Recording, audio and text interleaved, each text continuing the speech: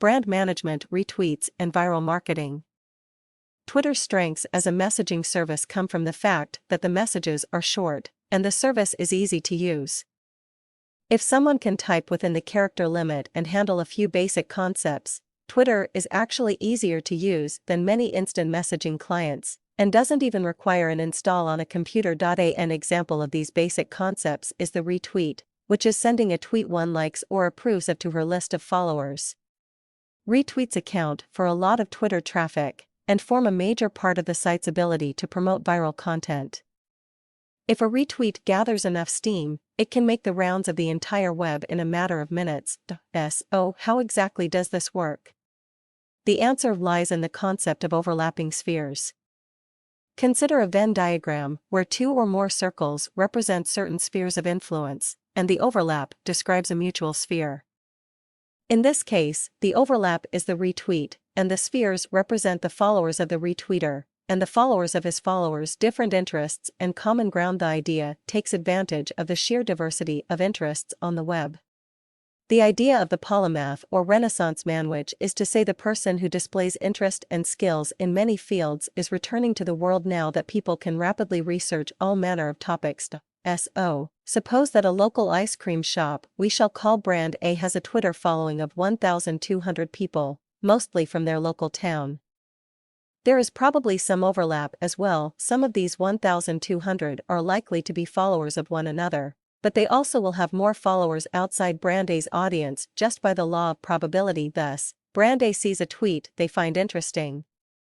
It can be a link to a video, a web article talking about the process of making ice cream, or an interview with brand A's staff in the local newscast that somehow left a blooper in the broadcast. Brand A commits to the retweet, and the audience gets it. Someone in the audience overlaps with it, and retweets as well to their audience. Perhaps it's a journalism student who saw the broadcast and knows how big of a goof leaving the blooper in must be, so he shares it with his journalism friends. The point of this is that it need not necessarily be about the brand itself. Perhaps brand A's retweet about ice cream gets less attention than the one about the newscast. Either way, brand A gets a lot of attention as the source, and the video has gone viral for all the strangest reasons. So, what to retweet? The short and obvious answer is that anything can qualify for retweeting. But today's Twitter etiquette demands more than that. A brand or user should retweet only those things they genuinely find interesting.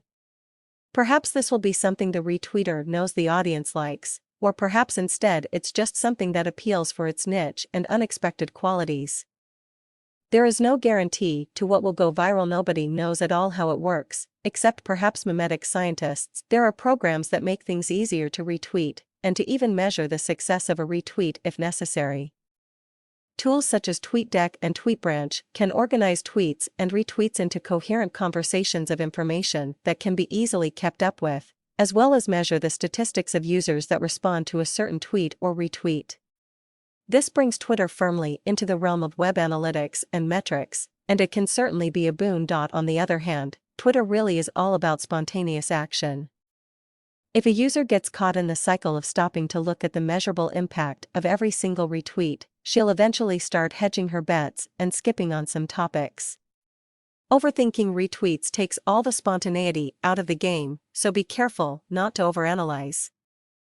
This should be fun. In addition, it's important to remember that not all branding is immediate or consciously done. To repeat an oft-raised but just as oft-ignored point, the web is made up of people with minds and ideas of their own. They have a vast array of moods, attitudes, and states of mind. Perhaps they don't want to see another retweet about adorable kittens midweek, but could definitely use some roly-poly fluffballs on Friday after the disaster day of the month. If you're still not sure what qualifies for retweeting, try applying an instinctive test to potential retweeting. If it comes to mind that maybe I should retweet this, do so. Don't stop and overthink, just put it out there further. Consider retweeting the bad with the good. The web utterly thrives on making fun of people who gaffe, so put some mistakes out there that seem funny. Consider putting your own mistakes up there and own up to them, inviting some laughs.